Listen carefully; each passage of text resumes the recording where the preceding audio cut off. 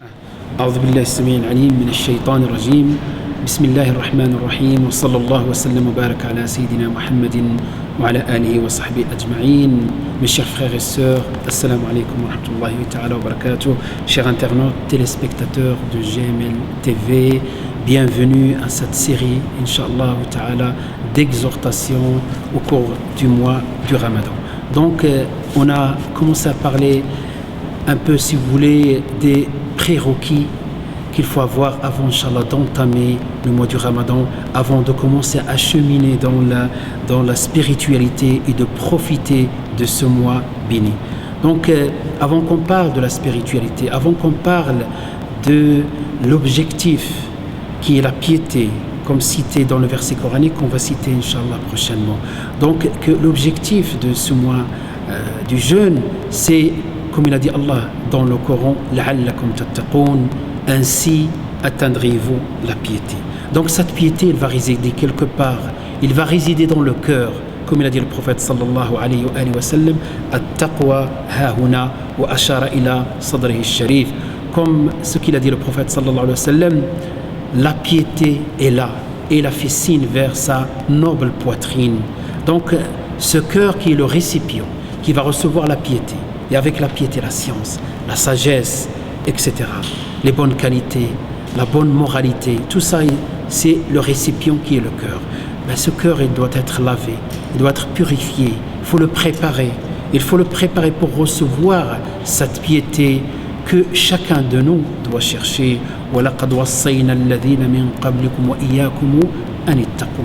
Voilà l'injonction qu'Allah a ordonnée à toutes les communautés avant nous et à nous également, de craindre Allah, de chercher la piété et chercher at-taqwa.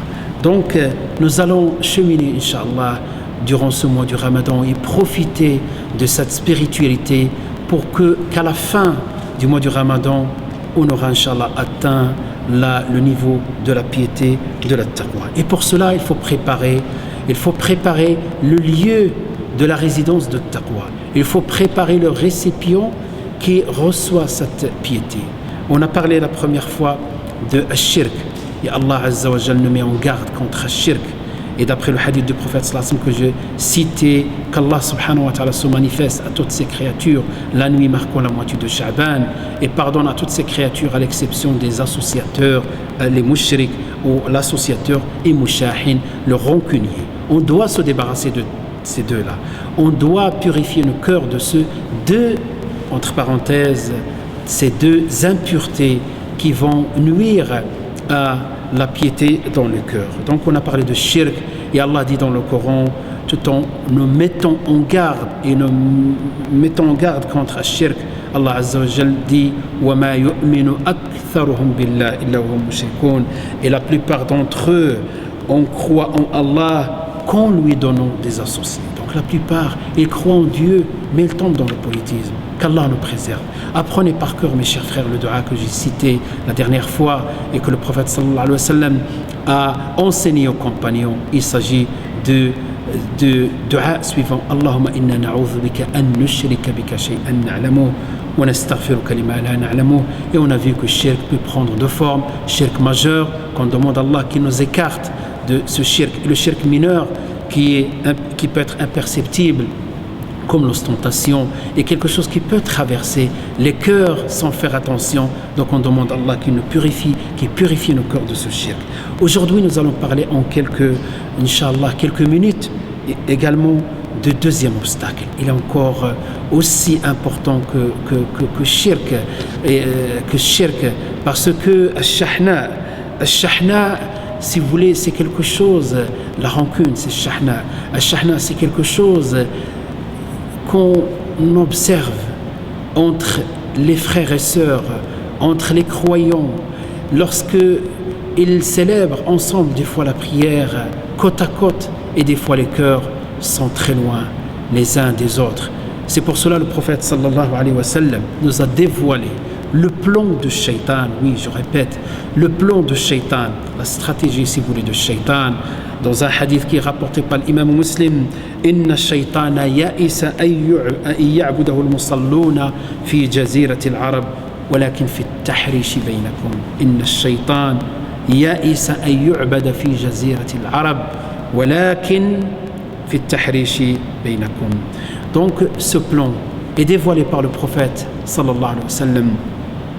Satan, Shaitan, est désespéré d'être adoré par les musulmans dans la péninsule arabique, mais il ne désespère pas, il n'a pas désespéré de semer la discorde, la zizanie et les conflits entre vous. Donc vous voyez, le prophète sallallahu alayhi wa sallam, avec simplicité, avec des paroles limitées, il nous a dévoilé tout un plan. Donc Shaitan, il a tout essayé pour nous éloigner de monothéisme, de tawhid, de l'adoration de Dieu. Mais lorsqu'il a désespéré et que la péninsule arabique est peuplée de musulmans, de mosquées, de actions cultuelles, Shaitan, il était dépassé par rapport à ça. Donc il a changé de plan, de stratégie. Il a dit sallallahu alayhi wa sallam, mais de s'aimer la discorde, la zizanie et les conflits entre vous. Et Allah subhanahu wa ta'ala nous dit dans le Coran, inna ash-shaytana lakum aduwwun fattakhidhuhu aduwwa. Ash-shaytan, le Satan, est votre ennemi. C'est l'ennemi numéro un. L'ennemi numéro un. Inna ash-shaytan, certes, le Satan est votre ennemi. Prenez-le en tant que tel. Prenez-le en tant qu'ennemi. Il faut comprendre ses stratégies. Il faut comprendre ses inspirations des fois, dans les moments où on est faible, dans les moments où on est vulnérable, la colère excessive, la passion ou bien l'envie, les tentations excessives et la peur excessive. Voilà les trois portes et voilà les trois moments où on peut être vulnérable et Shaitan va nous inspirer certaines de ces inspirations, comme qala azza wa jal. Yuhi, il a employé Allah subhanahu wa ta'ala les inspirations de Shaitan. Donc ces moments-là, il faut se retourner vers Dieu subhanahu wa ta'ala, demander à Allah préservation, demander à Allah qu'il nous préserve des impulsions de Shaitan. Et regardez Allah subhanahu wa ta'ala, qu'est-ce qu'il dit aussi à propos de l'histoire des frères de Youssef, le prophète Joseph. Min ba'di an nazagha ash-shaytanu bayni wa bayna ikhwati inna rabbi latifun lima yasha innahu huwa al-alim al-hakim. Après que le diable, Shaitan, après que le diable ait suscité la discorde entre mes frères et moi, mon Seigneur est plein de douceur pour qu'il veut. C'est celui l'omniscient et le sage, c'est lui l'omniscient, le sage. Donc mes chers frères, soyez vigilants. Nos pieux prédécesseurs, nos savants, ils ont écrit des livres sur les ruses de Shaitan. Il faut faire très attention.